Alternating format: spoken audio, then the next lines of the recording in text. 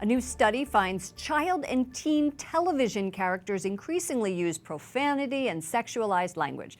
The Parents Television Council watched a total of 280 episodes of primetime shows and found most of the offensive dialogue is on family-themed comedies. Tim Winter joins us now. He's the president of the Parents Television Council. Thank you for joining us. Hi, Lauren. Pleasure to be with you. What, from a global point of view, are we seeing an increase or a decrease in this kind of activity? I think most parents would not be surprised to know that there's an awful lot of sexually explicit dialogue on television. What they would be surprised to see is that it is increasingly being delivered not by the adult characters on the shows, but by the children themselves. The children themselves are uttering the most profane, explicit, and sexualizing dialogue. All right, let's take a look at some of the numbers. Who had to watch that 280 hours of TV? Was that you? No, we have a staff of trained analysts who do that. Okay, good. So here it is. On profanity, it looks like ABC, profanity and sexual dialogue, that ABC was the worst. You have 81 instances of profanity and 42 instances of sexual dialogue. And then there's Fox with 24 and 11, NBC 3, and NBC 0 for sexual dialogue, and CBS only 2 instances over 4 months of sexual dialogue.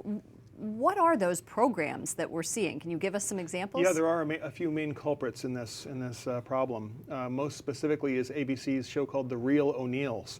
This is a show that, especially for a Catholic audience, this is about a Catholic family, and it pretty much upends every possible aspect of Catholic faith in a family that you could have, makes jokes of it. But most troubling is that these instances now we're seeing of the sexualized dialogue, the profanity, once every 43 seconds on this show. Every 43 seconds. On The Real O'Neills? On The Real O'Neills, you're seeing purportedly Catholic show. You're seeing either a profanity, sexual dialogue, sexual innuendo, something very explicit, and most now being offered by the children, not just by the adults. You do the research, you find out, exactly what the numbers are. What kind of impact does this have on children? Well, there are 2 studies just out in the last couple of weeks talking about how children, when the media they consume does impact their behavior. You have decades worth of science which supports what instinctively parents know to be true, and what people of faith know, that when you pollute your mind with immoral thoughts, what happens in your behavior? It changes your behavior. When I was a kid, my parents could control the television. I won't say this very loud, but there were 3 main channels. Okay, all right, guilty. You too. Okay, but the teens today, you can watch it anywhere. You can watch it on your phone. You can't really put restrictions on what your kids are watching. I tried to do it, and it's really hard. It's very difficult in the 21st century. Like I said, it used to be a living room television set and the 3 networks, and now it is hundreds of networks, and then you have your cell phone, you have your iPad, you have your internet connection.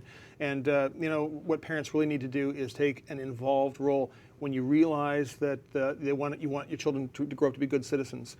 What they're consuming in their media is having an impact on that development, and it has to become a priority for families. You have to be aware of what your children are watching and have time limitations on those devices. You know what else I find, and we have to go, but I find that just talking to them and having that constant relationship of communication is what really helps. Thank you, Absolutely. Tim. Tim Winter, president of the Parents Television Council. Thank you, Lauren.